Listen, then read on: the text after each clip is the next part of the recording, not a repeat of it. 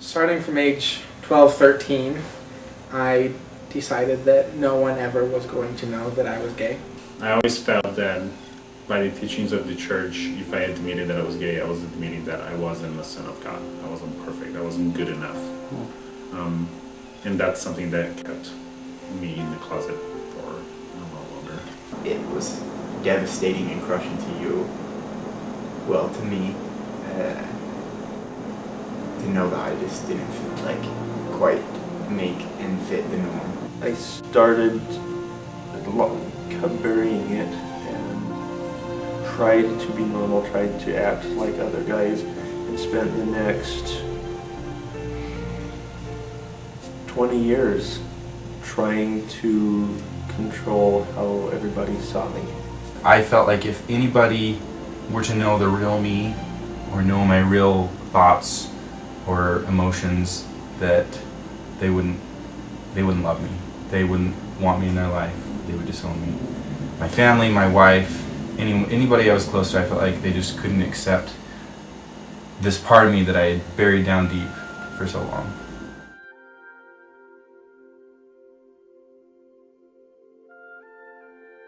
I had started wearing thin. What I later learned is that I was craving authenticity. I told my first person my freshman year of school, and it was terrifying and something I never thought I'd do. I actually told my parents when I was on my mission through an email. I first came out to my parents. I wrote them a letter and told them all about it.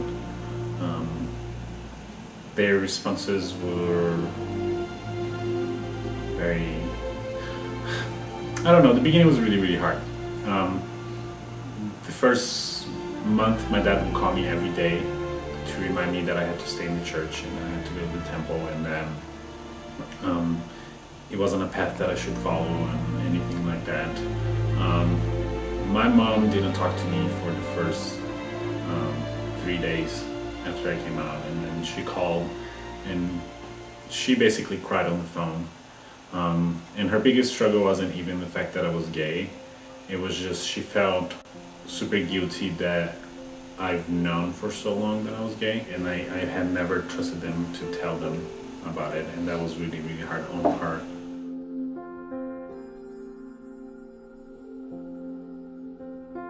I had an anonymous blog for a while, just kind of pouring my heart and soul into that for a while made a difference in helping me feel like there's not so much wrong with me, because I have people commenting and be like, oh, I went through the same sort of thing, and just having people be able to relate to me and empathize with my situation totally helped my shame dissipate.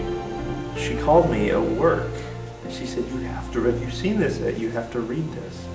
She said, here's another guy like us. He's married, he's Mormon, and he's gay, and it's okay. And it just blew my mind.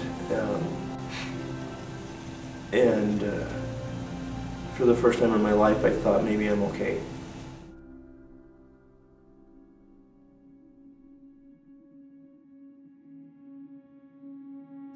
It's been really scary because I've been out in a public way. But I've also found that vulnerability begets vulnerability from others. And so it's enabled me to connect with people in a way I never, ever would have imagined before coming out. People were always like, so when are we going to meet your girlfriend? And I'm like, oh yeah, sometime. Or like, Warren would come and visit me at work all the time, and people was like, so who's that? I was like, oh, it's my roommate. And he comes and visits me every day at work. So just the opportunity of being open and let people in something that, in a way, it's so personal. It was good. It strengthened a lot of my friendships, a lot of people, because then I was able to allow those people into my home. I was able to actually allow people into my life. I've grown so much closer to people because of that, letting go of that shame, opening up for vulnerability, being authentic. It has opened up room for so much more closer friendships. relationships with my family members. I'm closer to them than I was before. So I think it's worth it because I'm able to connect with other people on a deeper level. There's not that wall up there where I won't let them get to that certain point. I can just put it all out there and I know that they'll love me. A lot of my friends are still on missions, and they don't know because I'm not going to email and tell them, but I'm really nervous and scared of not being accepted by those who have previously already accepted me. Because I'm still me, I'm 100% still Joey. And what they don't realize is I was like that when they knew me before. I just didn't tell them. I don't get a choice whether I deal with it or not. So when someone is willing to come into my world, and I can see it's really uncomfortable, and we're not used to putting ourselves in a position where we have to talk about it, where we have to think about uncomfortable things publicly.